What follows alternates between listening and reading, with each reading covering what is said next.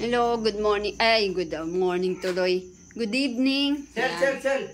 Oh, may bisita. Andito naman ang asawa kong manggugulo. Sa akin, painggan mo ako. Oh, ano na naman yun? Na-discovery ako. Ano na namang na-discovery mo? Nalaman ko kung paano patayin ang lamok. Ano na namang paano papatayin ng lamok, aber? Kasi sinasabi ko sa iyo papatayin natin yung lamok. Ang dali lang pala. Ang dami na natin pinili, tapos ang dali lang pala patayin yung lamok. Ay, Gusto mo tulong ko sa iyo? May naisip na naman po siya siguro kalokohan. Sige.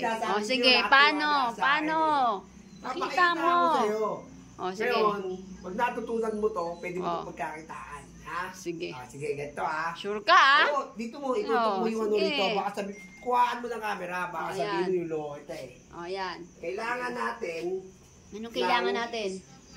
Kailangan natin ng ano. Siyempre, una, dalawang taep ng bote. Ha? Ang lagay mo dyan? Mahinig ka muna. Okay. Kailangan dalawa yan, ha? Sige. Ganito yan, magkailera yan. Oh. Siyempre, kailangan natin ng kahoy. Siyempre, kailangan natin ng bato. Paano mamatay ang ano dyan? Pakinig ka muna kasi, ganito yan.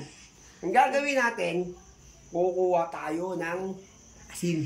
Kasi itong asin, anong gagawin sa asin? lalagyan natin dito yan. Yan. Kalokohan talaga na itong taon to. Patay yung lamok dito. Sana naman kaya lalagay natin yung ano rito, yung asin. Yan. Kaya asin. Ngayon, siyempre kukuha tayo ng alin? siyempre, alak. Kukuha tayo. Ito yun. No? Yan. Ito. Lalagyan natin yan dito. Okay? Tapos? Yan. Yan. Okay? Nilagyan ko ng konting mantika para sigurado. Ha? Ganito. Kalokohan na ito. Ang tanong, paano siya mapapatay? Paano? Tutok mo rito, basta binilo. Ganito yan, ha? Sige. Siyempre, yung lamok. Unang dadapo yan dito sa unahan. Ha? Pag dapo ng lamok dito, pagkakamalan niyang asukal yan. Ha?